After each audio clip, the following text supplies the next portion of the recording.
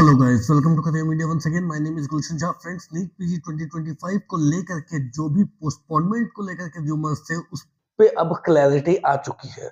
Just 2 दिन पहले ही NBA की तरफ से एक और नोटिस आई है जिसमें दो बातों का जिक्र किया गया है। एक सबसे बड़ी बात तो ये है कि एग्जाम 15 जून को ही कंडक्ट कराई जाएगी और दूसरी बात यह है कि एग्जाम को 2 शिफ्ट में कंडक्ट कराया जाएगा। तो दो चीजें उसमें क्लियर कर दी गई है कि एग्जाम एक तो पोस्टपोन नहीं होगी, जो पोस्टपोनमेंट को लेकर के स्टूडेंट्स सोच विचार कर रहे हैं, जो ट्विटर पे ट्वीट्स कर रहे हैं, और आगे चल के हम देखेंगे कि कोर्ट केसेस करने की भी प्लानिंग्स हो रही होंगी, पीआईएल फाइल करने की भी प्लानिंग चल रही होंगी। तो उस पे लेकर के क्लैरिटी दे दी गई है कि नीट पीजी 2025 की एग्जाम जो है वो पोस्टपोन नहीं होगी।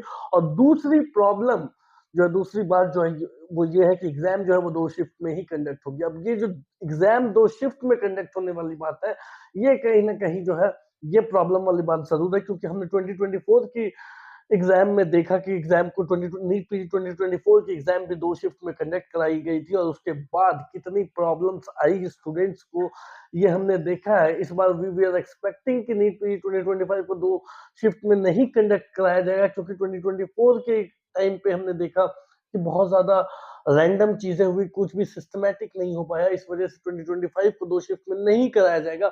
बट अगेन इस बार भी एग्जाम को 2 शिफ्ट में कराया जा रहा है, नॉर्मलाइजेशन मेथड को यूज किया जाएगा। दैट मींस कि देयर आर चांसेस कि लास्ट ईयर की जो चीजें हुई थी वो इस साल भी रिपीट हो, ट्रांसपेरेंसी की कमी हो सकती है।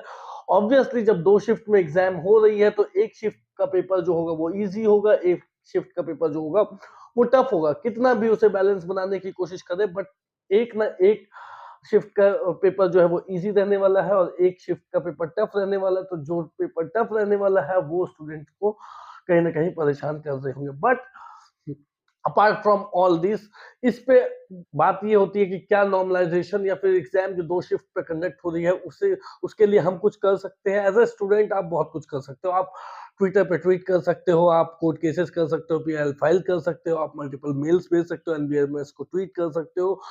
आप जो डॉक्टर्स एसोसिएशन है वो जा करके जो हेल्थ मिनिस्टर है उनसे मिल सकते हैं।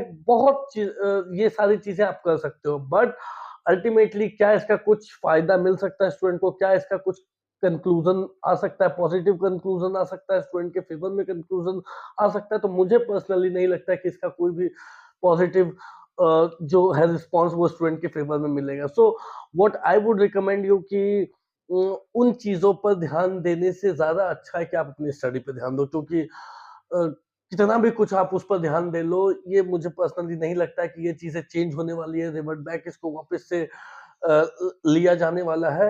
एग्जाम 2 शिफ्ट में कंडक्ट होगी। आप इसके पीछे कितनी भी मेहनत कर लो कि एग्जाम को सिंगल शिफ्ट में कंडक्ट कराया जाए, या फिर पीआईएल कर लो या फिर ट्वीट कर लो, at the end of the day आपका जो टाइम है वो वेस्ट ही होगा। इससे अच्छा है कि आप अगर उतना उतना सा टाइम अपने पढ़ाई पे लगा लोगे तो उससे ज्यादा बेटर रैंक आप स्कोर कर पाओगे। सो कहने का मतलब यही है कि जो दो चीजें हैं दोनों ही चीजें क्लियर हो चुकी है। ना तो एग्जाम पोस्टपोन होने वाली है और ना ही एग्जाम सिंगल शिफ्ट में कंडक्ट होने वाली है। 2 शिफ्ट की एग्जाम है। ऑब्वियसली 15 जून को एग्जाम होने वाली, 2 शिफ्ट में एग्जाम होने वाली। फर्स्ट शिफ्ट 9 to 12:30 रहने वाली है और सेकंड शिफ्ट 3:30 to 7 PM रहने वाली है। That's all for today guys. कोई भी डाउट हो, क्वेरी हो तो दिए गए नंबर पे आप कॉल कर सकते हो। Thank you so much.